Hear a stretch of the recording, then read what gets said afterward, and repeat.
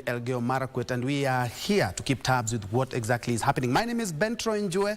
Susan Thuku will be a sign language interpreter for this live coverage. And first things first, I can see my colleague already in those preparations that have been, the barrio preparations have been taken over by the military, bearing in mind that he was a general, a 4-star decorated general. And my colleague is keeping tabs with what is happening. Achola, good afternoon, and kindly bring us to speed with what exactly is happening.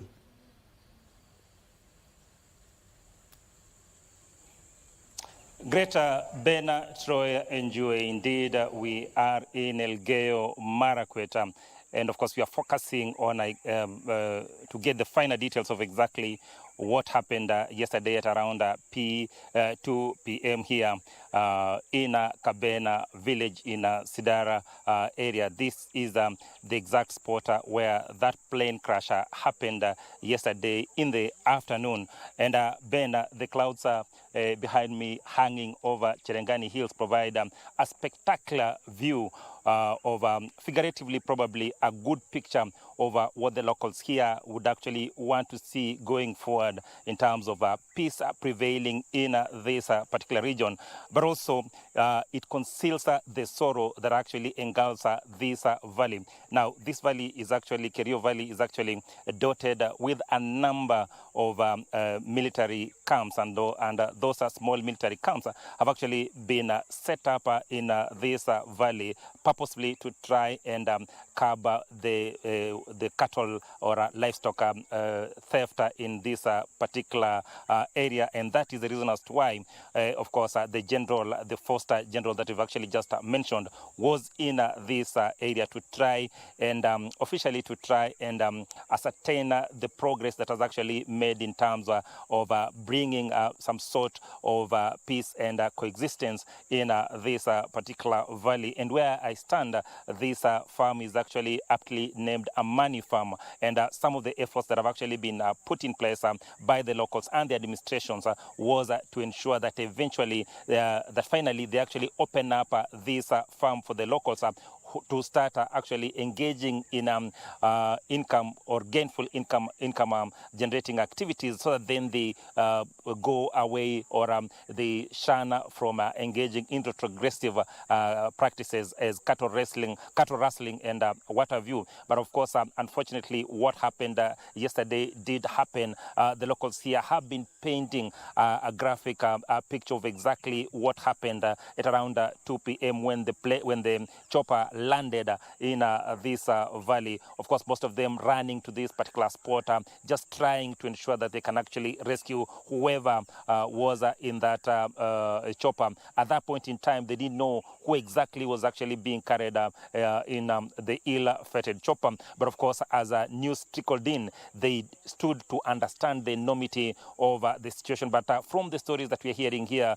Bentro Njue, is the dedication and of course the selfless of the locals who actually ran to this particular spot just to ensure that they did rescue those who actually still trapped into the ill-fated chopper, and also try to ensure that they actually rush to the nearest hospital. But that aside, Bentro Njue, what I can actually report is that the scene of the accident has actually been taken over by the KDF, as was reported yesterday. And as we speak right now, the reason why we are actually far away from the scene of the accident is that we are actually not allowed to take pictures of exactly what is happening. Now, the special forensic team from KDF arrived here at around 10 in the morning, and what happened is that they've actually been carrying out that forensic analysis of the remains of the ruins that are actually there, in terms of just ensuring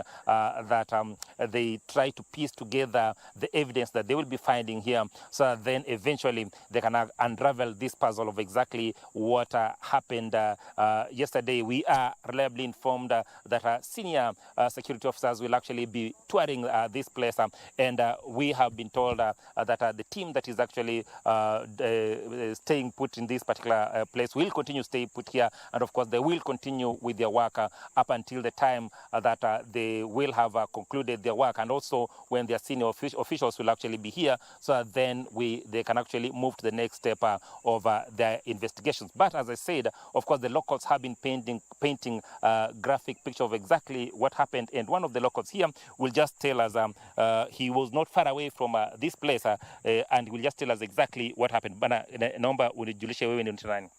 Naitwa Mike, mimi ni mkazi wa Kapeni.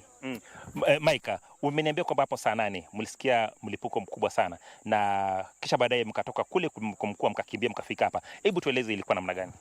Hiyo ndege ilitoka venye iliamka haikuwa mbali na haikuwa mbali na venye ilianguka. Kusikia hiyo sauti haikuwa ni ile sauti ya kawaida. Ndio ndege ikakuja kufika hapa Sindar, shamba ya Amani, ikaanza kuanguka. Propela haikuwa inasungusha na ikaanguka hivyo. Wenye walikuwa hapo karibu wakajaribu kuokoa watu. Hao watu wote walikuwa wamekufa, wakabaki wawili. Wakaokolewa, wakaanza kutoa na wakapeleka hospitali. Mlikuwa na ujasiri mkubwa sana. Nini haswa iliwasukuma kwenda kufika katika eneo hili, na tunajua kwamba eneo hili jinsi ilivyo kiamani? Tulikuwa preparation ya kutengeneza hii kufyeka shamba na ndio hiyo nini ikaanza hivyo. Hiyo ndege vile ilishika moto na ikaanguka kwa hiyo shamba, tulikuwa karibu hapo. Ben, that is Mike, of course, giving us a picture of exactly what happened yesterday at around PM when it was first reported of exactly what was happening here at Kabena Oramani farm in Kabena village. Ben, I'm told that you have a question. If you can actually pose it, so then we see if we can actually answer it. Actually, I wanted to inquire in regards to the team that was sent yesterday, the investigators, how far they've gone, but I think you have also touched on the investigators on the ground. Fantastic. But just probably to beef up on that is that they've actually been here from 10 a.m. today in the morning when when we came here, when we were eventually allowed to come near the scene at around 10 a.m. in the morning.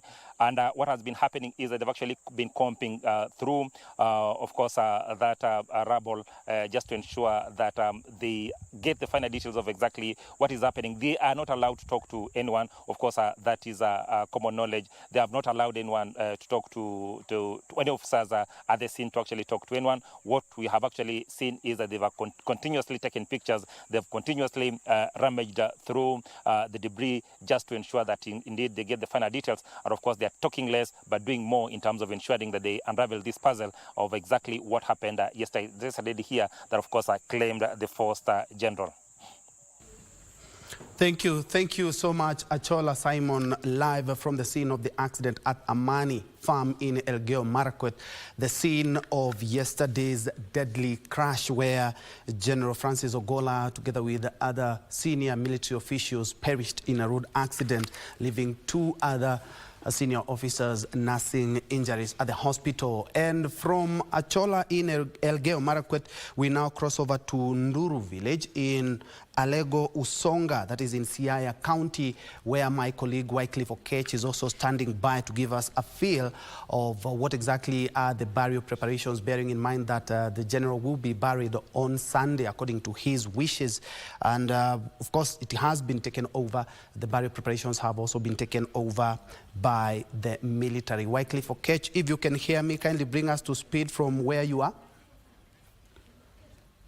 Good afternoon, Wycliffe. Well, thank you so much, Ben Troy Njue, back in Nairobi. Like you've mentioned it, the burial preparations for the fallen CDF Francis Ogola are underway here in Nduru village, Alego Songa constituency in Siaya County.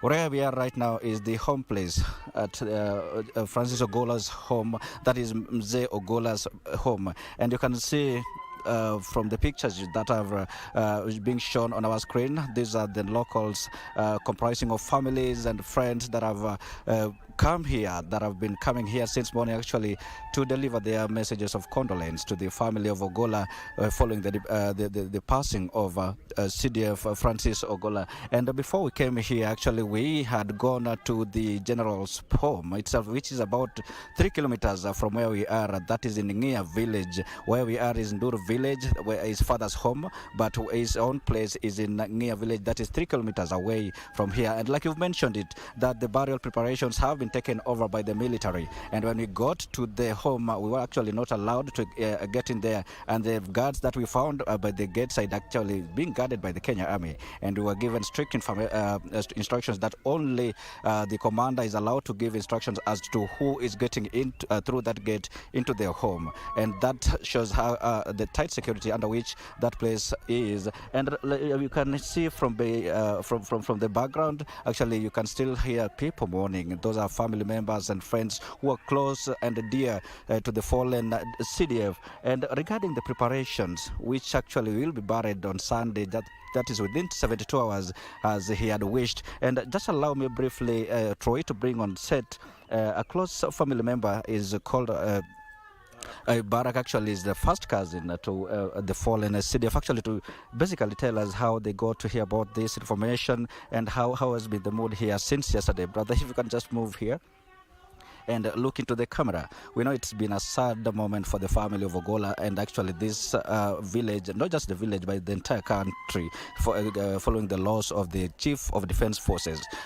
Probably you want to tell us how did the news break to the family here, and what was the reaction, and how has been the move so far?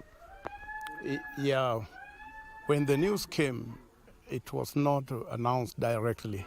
A good number of people got to know about the death of General Ogolla through the media. There was a lot of speculation through the media, and the family was forced to keep cool and to get the official information. It was a terrible moment for us, and we were told officially a call from his immediate family member, rang home and talked to his father, and it was declared that Francis is gone. And at the same time, we were waiting for official communication from the State House, which was made by President Ruto. Yeah, it is a wonderful, it is a terrible moment for our family, the Koyayo family. My father is the firstborn. General Ogolla's father is the thirdborn. We are many, and the extended family, we are really aggrieved. We depended on him. General Ogolla was an action-oriented character. He was very active and very energetic. A man of his own class. He was very generous. We have more than 20 widows who were getting some small amount of money every month. We don't know where how widows will have to survive without General Ogolla. Our family is affected very much. And because we know that if there is life, there must be death, we accept his departure, but with a very heavy heart. Yes. Yes, his father, I know he's quite emotional, but we understand that he was to clock 100 years and the celebration was to be held, that is on tomorrow, and the CDF himself was to be here. Has there any changes to those plans? That's why I'm talking about devastation. We are really devastated because yesterday we were preparing, around this time we were preparing even the small house, the first house General managed to build. We wanted to make it a monumental factor. At the time, we were celebrating his father's 100 years. His father is the oldest man in Masumbi sublocation. We felt that we should celebrate him. Now we are realizing that instead of celebrating the old man at 100 years, we are now celebrating the departure of Francis Omondi Ogolla. An active man, the man of action, very intelligent. In fact, he was a little bit, more monumental to us.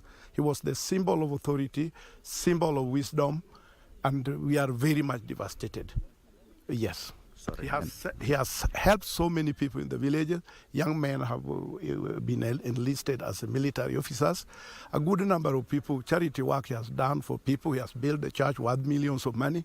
He has sunk several boreholes here in Masumbi, there in Ngia, and it is helping the community.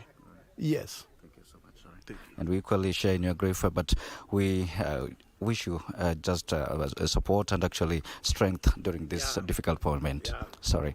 Well, Troy, that is Mr. Actually, a close member of the family here speaking to us about the activities that are ongoing at this place. This is Francis' father's place here in Nduru village, and the burial actually, which will be taking place on Sunday, will happen in Ngia, that is at Francis' own place, and that service, I understand, that the service actually will be held at Nduru Church here, and that service, I'm told, will be presided over by the Catholic, actually the Anglican Church. Yes, given that he had subscribed to that faith, and actually that service will be presided over by the Anglican Church. Like I've mentioned to you, it's the village. I mean, the locals here, friends and family, continue to actually stream here to condole with the family of the departed CDF, and actually we'll be speaking to many of them just to understand how they knew the fallen CDF and how they will miss the CDF. For now, let me just hand it back to you, Troy, to continue with the rest of the bulletin. Thank you, Wycliffe, for Catch Live coming to us live from Nduru village, which is actually the family home for departed CDF General Francis Ogola, and just listening to his family kins just shows you what type of a man he was, saying that he was a very brilliant and generous man, making sure that the community, and also he was engaged in various community projects. Of course, let's continue with an update in regards to the general's death. The Kenya Defence Forces are expected to conduct a ceremony in honor of the departed Chief of Defence Forces, General Francis Ogola, on Saturday at Ulinzi Complex. The bodies of General Ogola and 9 other military officials who perished in the helicopter crash at Kaben in Elgeyo Marakwet County arrived in Nairobi Thursday night. President William Ruto has said a team from the Kenya Air Force has been dispatched to the scene to kick off the investigations. At Embakasi Garrison military hangar of the Jomo Kenyatta International Airport Thursday night, the bodies of the Chief of Defence Forces, General Francis Ogola, and 9 other KDF officers aboard Kenya Air Force jet are received by the clergy and ranking KDF officers. This is hours after the crash at Kaben in Tot Elgeyo Marakwet County, where only 2 survived. Praise the Lord. Praise the Lord. The bodies were later transported in ambulances to Forces Memorial Hospital for preservation. The KDF is expected to conduct a ceremony in honor of the fallen general on Saturday. Meanwhile, Brigadier Said Nzaro Swale will be buried today at his home in Kikambala, Kilifi County. In his address at State House, Nairobi, President William Ruto said a team of experts from Kenya Air Force had been dispatched to the scene to commence the probe in a bid to unravel the cause of the accident. The president, while confirming the crash, said 2 military officials survived the accident and are receiving treatment. Giverson Maina, Lunchtime News.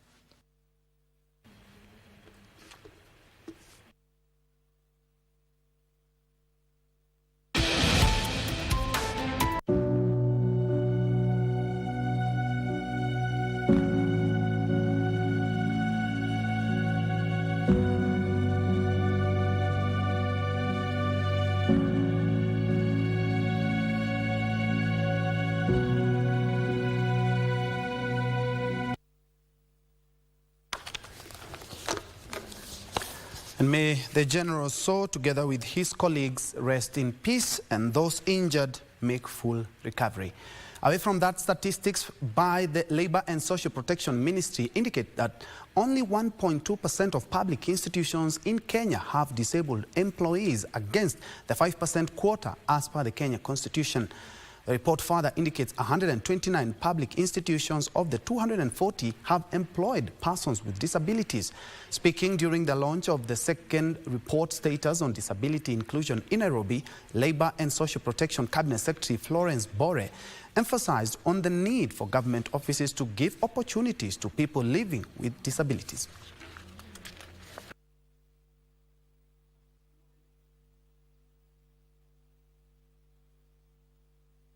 The recommendations should help implementing institutions to address the barriers that continue to hinder the full participation of persons with disabilities in development and in accessing public services. As we move forward in our quest for an inclusive society, there is need to reaffirm our commitment to disability inclusion in order to ensure a society that is truly inclusive and accessible to all.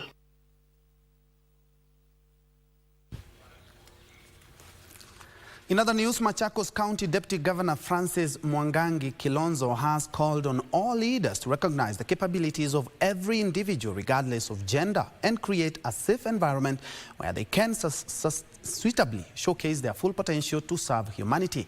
Speaking at Machakos University, Mwangangi recognized the efforts put in by women leaders in different fields of the work in the country, highlighting that they should also be empowered.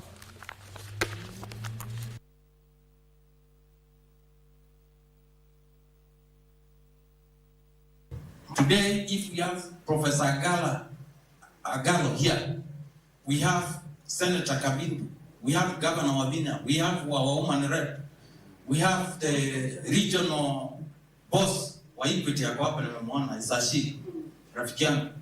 We have president hapa wa wanafunzi. Haya kuna our DCC Batungulu na wale wengine wako hapa. Tuko na minister wetu wa education here, Dr. Consolata, a university professor and consultant. Ameacha hayo akuje kufanyia kazi watu wa Machakos. She is a daughter from here. If you are seeing these great leaders, a girl child, ni nini hiyo hawezi fanya?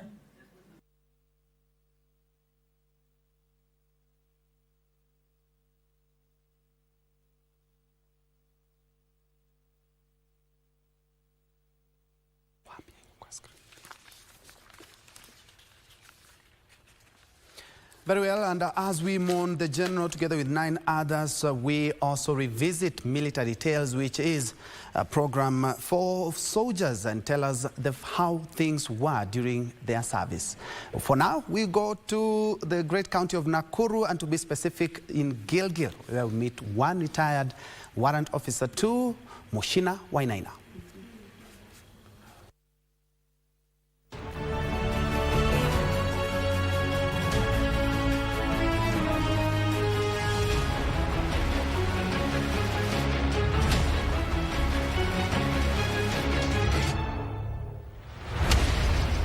We are in Gilgil to visit one Kenya Army veteran, Warrant Officer 2, Mushina Wainaina. Wainaina was born, bred and educated in Nyandarua County. Nilizaliwa sehemu ya Nyandarua. Ilikuwa inaitwa Shamuka Forest. Na nikasomea shule ilikuwa ni huko.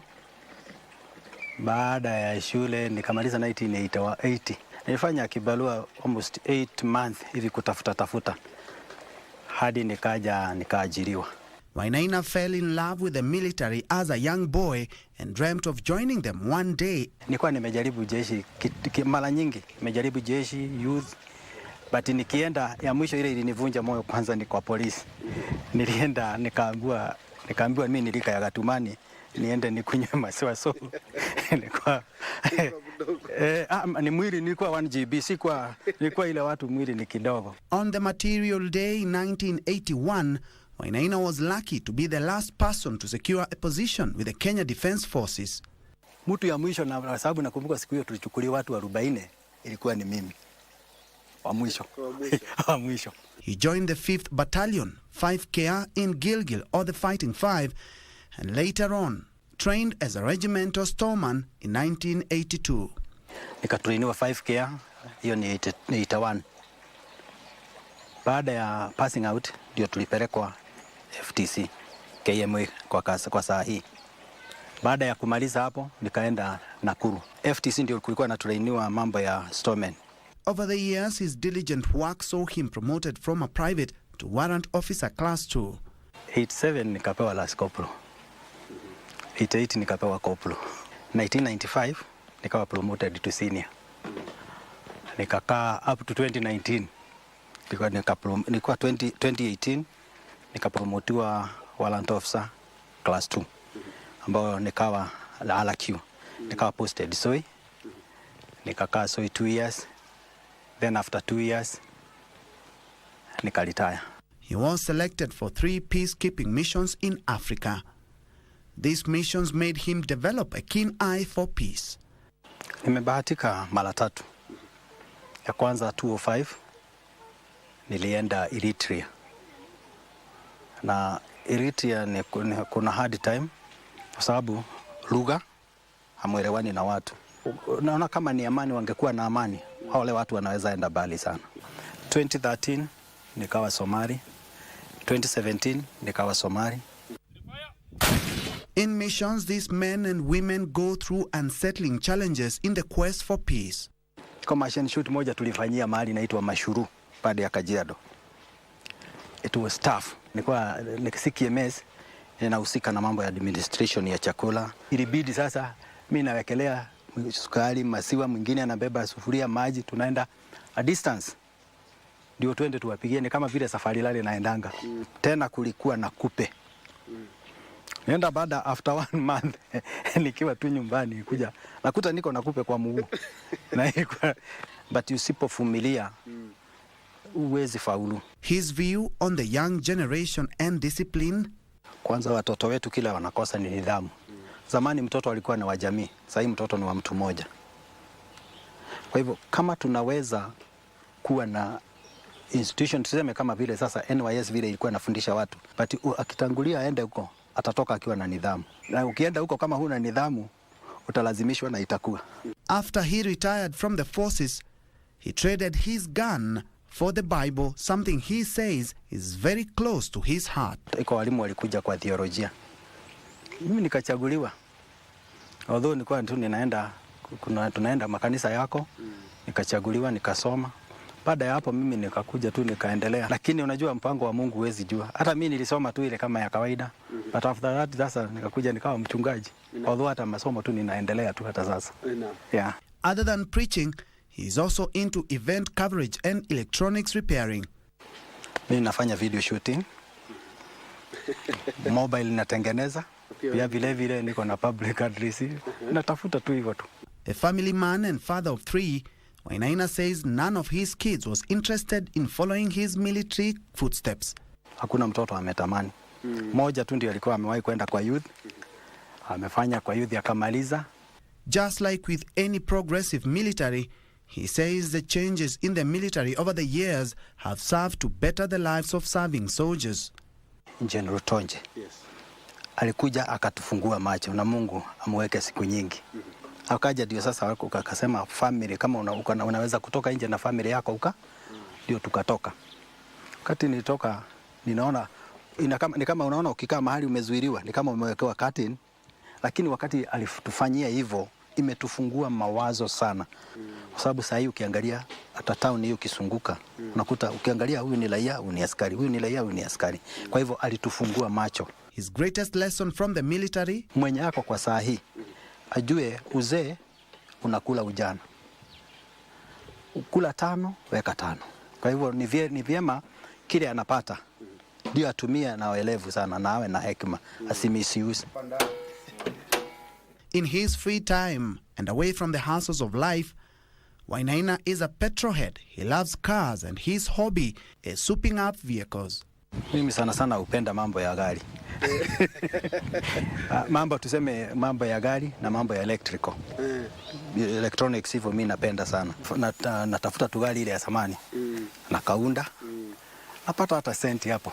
Haya, na kwa sababu pia wewe umeweza kwenda katika mataifa ambayo yana msukosuko, ambayo yana vita, naweza penda upatie wa Kenya mawaidha, kwa sababu kila wakati tuko na mambo ya siasa, inaonekana kidogo ni kama tunasahau kwamba sisi wote ni wa Kenya na tunafaa kuwa na undugu. Kuna mambo mengi sana nimejifundisha mambo ya undugu. Kwa sababu kama ni askari ana value mwenzake hata kuliko brother. Na anaweza kukufanyia kitu zaidi hata kuliko ndugu yako. Kwa sababu wako na umoja. Kwa hivyo wana Kenya, wakati tutakuja hata kama ni kwa uchaguzi ama ni kwa siasa, fanya siasa na ujue huyo mtu mnakaa naye, hakuna siku mtawachana naye. For military tales, Bwana Wainaina, shukrani sana kwa kutukaribisha kwako. Mko karibu tena kama kuna jambo. Shukrani. Asante. I'm Bentro Njue.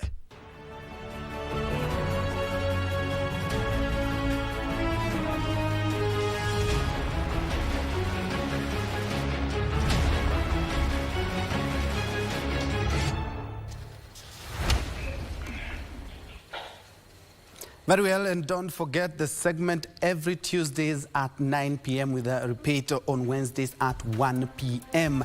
And just a quick one is that while interviewing these veterans, they have also mentioned General Ogolla in regards to the Veterans Act, which is a law that was passed in the year 2022, and General Ogolla was one of those who were key to ensure that law was passed to take care of the welfare of our retired soldiers. And on that military note, we take a quick break. We'll be right back with more news.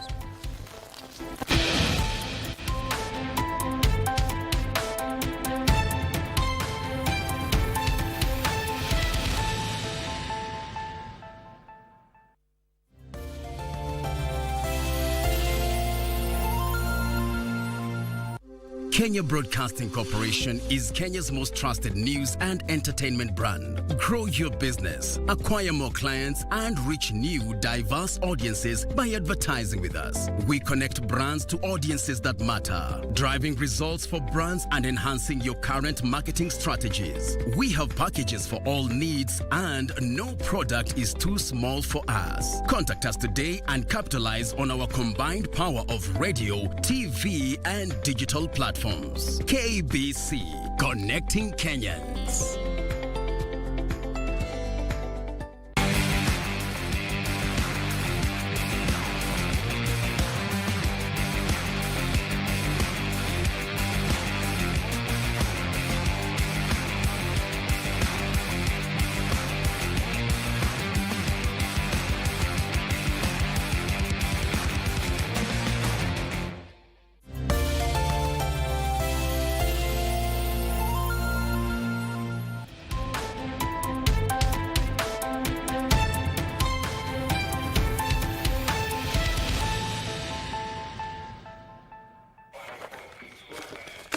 Welcome back. Just in case you joined us, this is KBC Lunchtime News. Moving on, committee is charged with the implementations, coordination and monitoring of national government projects should regularly consult and engage with host county administration for the purposes of fast-tracking development projects. As Wycliffe Okech reports from Kisumu, inadequate coordination among actors of development projects was cited as one of the bottlenecks hindering timely completion of projects. Request all the regional commissioners. The government's bottom-up economic transformation agenda seeks to ensure development from the grassroots. The framework covers 5 major pillars, including agriculture, affordable housing, universal healthcare, digital superhighway, and micro, medium, and small enterprises. These pillars collectively aim to lower the cost of living, eradicate hunger, create employment opportunities, and foster inclusive growth.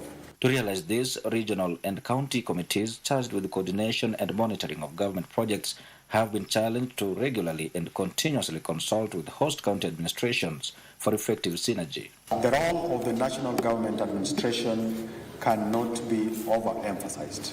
We know the capacity, and because of that network and because of the discipline that exists within that infrastructure, it is our plea to everybody that we positively utilize this infrastructure. The coordination committees were further tasked to aptly identify and resolve bottlenecks hindering implementation of development projects in collaboration with respective host counties. I support the decision to build the capacities of the regional implementation, coordination and monitoring committees and county implementation, coordination and monitoring committees because it will enhance the timely completion and delivery of projects. Kisumu Governor Professor Anyang' Nyong'o implored on the government to find a way to complete the stalled Koru-Soin multipurpose dam, whose completion will immensely benefit locals. The Koru-Soin multipurpose dam will offer long-term flood control in the larger Kano Plain, which is today submerged underwater with hundreds of people displaced. Moving on, health workers at Nyamira County Hospital are decrying a surge in patient numbers in the facility. The workers say they opted to help patients amid the financial crisis and the ongoing health worker strike, which has hit the second month. This comes as church leaders in the Lake region call for a dialogue between the striking health workers and the government. Joyride Hospital in Nyamira County has opted to provide services to their patients amid the facility's financial crisis and the ongoing health workers' strike, which has entered the second month. However, their goodwill deeds have come with challenges where they have a surge in patients in the facility, which is becoming difficult to manage. The numbers have increased, and then now our theater is very busy. You realize that the strikes are hitting it from the other side, so here it is the rescue for those people who are not getting the service on the other side. They are, however, calling on the national government's intervention in solving the crisis facing the health sector in the country. We use NHIF and other insurances that we have made an agreement with. Elsewhere, church leaders in Homa Bay County have also called for a dialogue between the government and the striking health workers, emphasizing the urgency of resolving the impasse to alleviate the suffering of patients in hospitals nationwide. We are suffering as a nation. People are dying because of lack of hospital services. How can we, in the name of God, sit pretty as a nation when our hospitals have no services? For Lunchtime News, I'm Alvin Counder.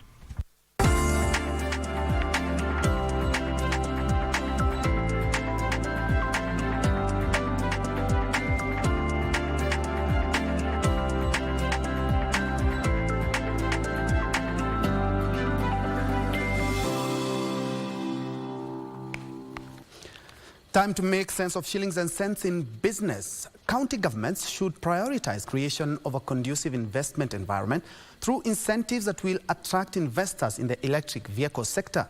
National Electric Mobility Task Force member Ibrahim Kenyanjui says the public and private sectors will only be motivated to channel financial resources in the development of EV infrastructure in urban centers and along major highways if facilitated by supportive policies. At the moment, the total number of electric vehicles registered in the country stands at 4,047. However, Kenya's electric mobility policy targets a 32% reduction in greenhouse gas emissions by 2030. Already, Kenyans are expressing optimism. In approximate of 600 shillings a day kwa upande wa fuel. Whereby, kama ni hiyo pikipiki tutaweza kuzipata hizo za stima, utakuta hiyo pikipiki hata ukichaji usiku, during the day sasa wewe utakuwa unaenda kwa fuel, utakuwa cost ya stima iko chini kushinda mambo ya fuel. Challenges still remain, with inadequate charging infrastructure slowing the rollout of EVs, which are touted to be cheaper to run in the long run and more environmentally friendly. Now, stakeholders are calling on devolved units to help roll out EVs around the country. The easiest way to make this thing work as well is there need to be a lot of partnership between county government and private sectors. So county government should allow private sector to come, because the biggest driver of this e-mobility will be the private sector. Ningeomba tu wapate kufika hata pikipiki yenyewe unaweza ichajia pale nyumbani, ndio kwa sababu hata yule mwenye yako pale mashambani apate nafasi.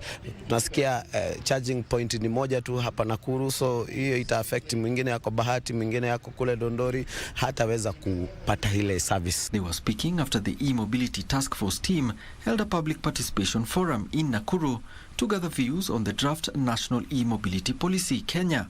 The e-mobility task force is set to present public participation findings by May 20th this year. Alana Oko, Lunchtime News. In other news, Kenya's over-reliance on imported honey has been attributed to farmers' failure to employ modern beekeeping techniques, as well as challenges in accessing markets. Savannah Honey CEO Chalo Mutua says capacity building programs for farmers will not only help enhance the quality and quantities of honey locally produced, but also create a sustainable livelihood for rural communities. Kenya is the 86th largest honey importer in the world. In 2022, Kenya imported $743,000 worth of honey from Egypt, United Arab Emirates, India, Australia, and Tanzania. One of the key challenges highlighted by industry experts is the lack of technical know-how among farmers, particularly in modern beekeeping practices such as hive management, pest control, and honey extraction techniques. Empowering our people for them to produce these products, then we do not need to import. Imagine Kenya is between Ethiopia and Tanzania.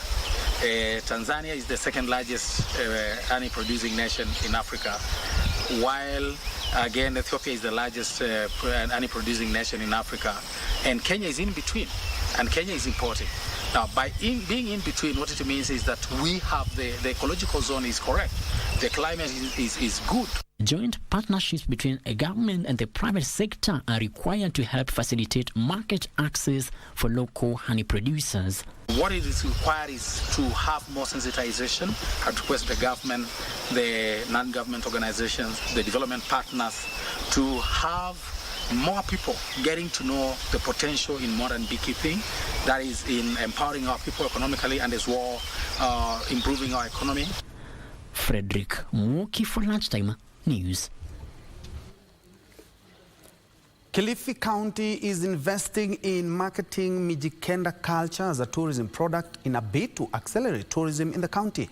Chief Officer for Trade and Tourism in Kilifi County, Herbert Mwachiro, says the move is targeting to attract young, youth, regional and international tourists to the Kenyan coast.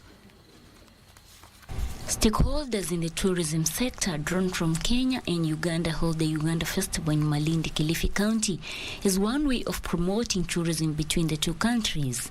The festival serves as a platform for both nations to tap into neighboring markets and strengthen tourism ties. To like to see going forward, the leadership, the stakeholders in Uganda have taken the cooperation route. We're hoping that the marketing agencies, that the Kenya Tourism Board and even the counties that are involved in marketing should be able to take cue and support and work together with the stakeholders so that we're able to enhance these sorts of cooperations.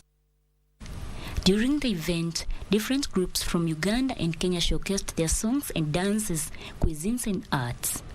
Mwachiro said the county was investing in marketing the Mijikenda culture to attract tourists. We are looking to bring in hundreds of Ugandan tourists, as well as incorporate with ourselves as the local community, the local country community, and build on tourism ties between Kenya, mostly the coastal counties, and Uganda. According to the Consul General of Uganda in Mombasa, Paul Mukumbia, Kenya and Uganda cross-border tourism has very big potential, which is yet to be fully exploited. Therefore, need for more tourism stakeholder engagements. Edna Murungi for Lunchtime News.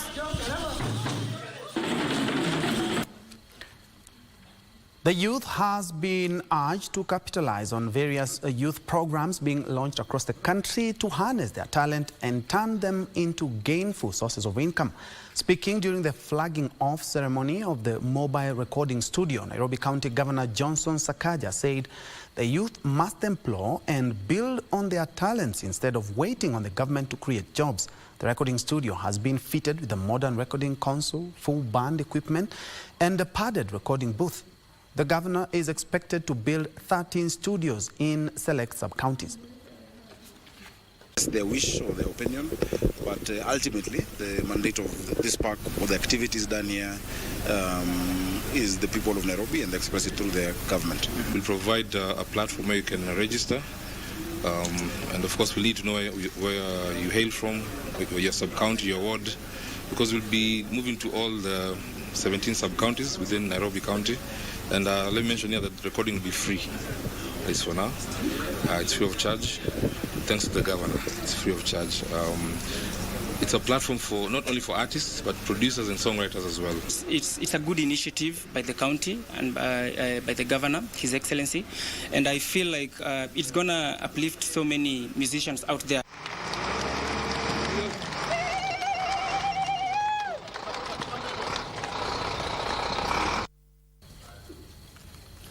And further afield, oil and gold prices have jumped after U.S. officials said an Israeli missile had struck Iran. Brent crude, the international benchmark, rose by 1.8% to $88 a barrel, while gold briefly came close to a record high before falling back to nearly $2,400 an ounce. Investors have been closely watching Israel's reactions to Iran's direct drone and missile attack last weekend. There are concerns a worsening conflict in the Middle East could disrupt oil supplies. Oil prices had jumped by as much as 3.5 initially. However, gains receded after Iranian state media claimed there was no damage in Isfahan province where there had been reports of explosions. Sharp and sustained rises in oil prices risk fueling inflation that are heavily reliant on the commodity, which is used to produce fuels such as petrol and diesel.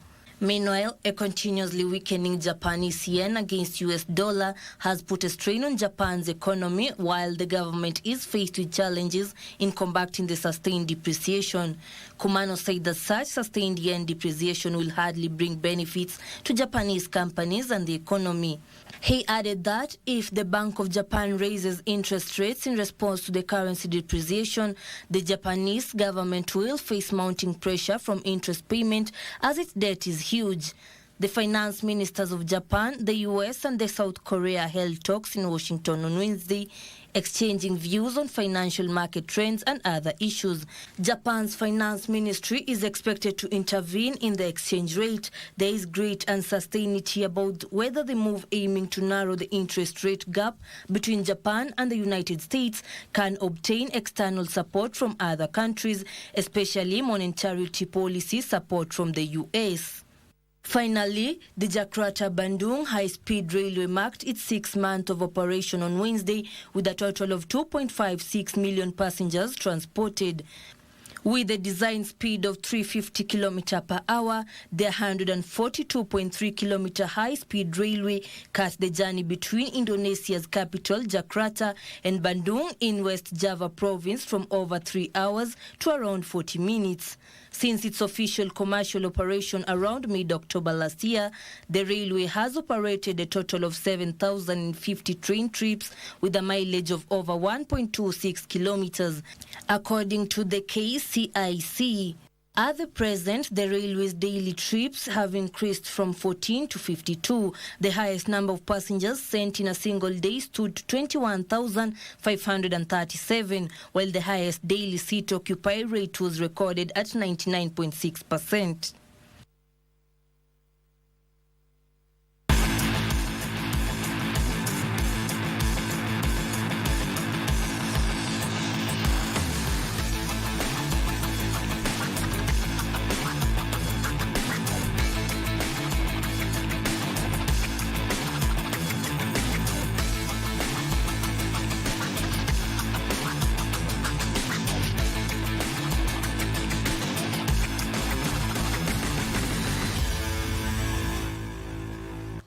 And in sports, the Anti-Doping Agency of Kenya, ADAK, has begun conducting clean sports sessions at the Rausha Kipaji football tournament, which entered day 2 today at the Nakuru Boys and Girls High Schools, respectively.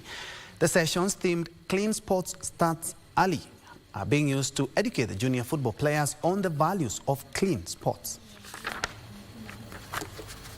The Rausha Kipaji football tournament entered day 2 today in Nakuru, and after thorough age checks to avoid age cheating, the players of the different age categories are also being educated on the importance of clean sports. It's a position of Anti-Doping Agency of Kenya that clean sports information needs to start early, so that we provide the young athletes the right information to have the right virtue as a deterrence to engaging into doping.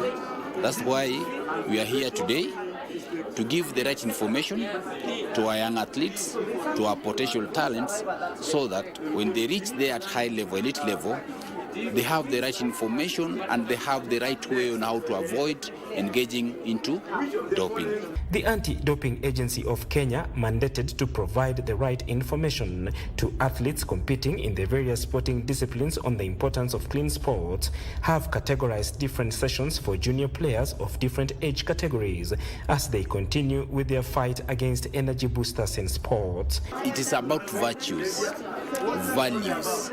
values for sports, in which includes fairness, integrity, teamwork. You have to be determined and committed for you to win. So how do you navigate through the challenges of talent development. What are the areas that you need to avoid so that you don't fall in the wrong places? The sessions provide information to the players on the areas to avoid as a sports person that will ensure continuity of playing time for the players as juniors up until when they reach the elite level. So for me, it's a good thing as a parent that I'm contributing to nurturing our children's talent. And by coming here, by representing, by being present as they play, makes a big difference for these boys. And it really adds to their motivation as they're playing, and so that in future they have something they can fall back to. The Rausha Kipaji tournament kicked off yesterday with 231 teams competing in this year's event. On day 2, the tournament is already taking shape with some teams already relegated to the plate tournament after falling short in their group stages. Oh, I am super excited. Our team has done so well. I am super proud of the team at the management at Silver Eagles, because we as parents can see how our children have really changed. In fact, I would speak for my son. I have seen a lot of progress in my son, because he wasn't a good player when he started, but right now it's been 1 year down the line and I can see progress. Barclay Feather, Lunchtime Sports. Very well, and on that sporty note, we wrap up KBC Channel 1 Lunchtime News. Thank you so much indeed for joining us. More news in our subsequent bulletin, including the update from Kaben, the scene of the chopper crash that claimed the lives of CDF General Ogola and 9 of his colleagues. We'll be giving you an update in our subsequent bulletin. Thank you so much for joining. On behalf of the entire team that has made this broadcast a success, including my director, Mugo Karaoke, and my sign language interpreter, Susan Thuku, do have yourself a blessed afternoon and weekend ahead. My name is Ben Troy Njue.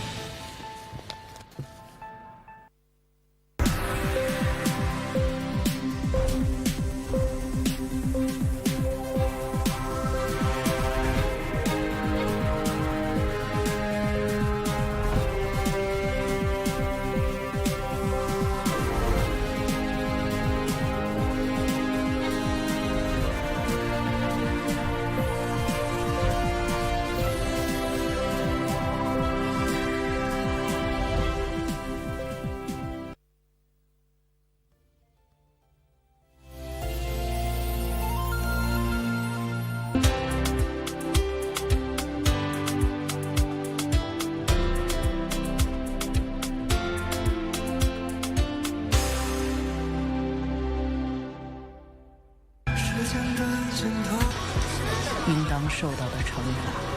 那你们谁是家属啊？咋样了？家属。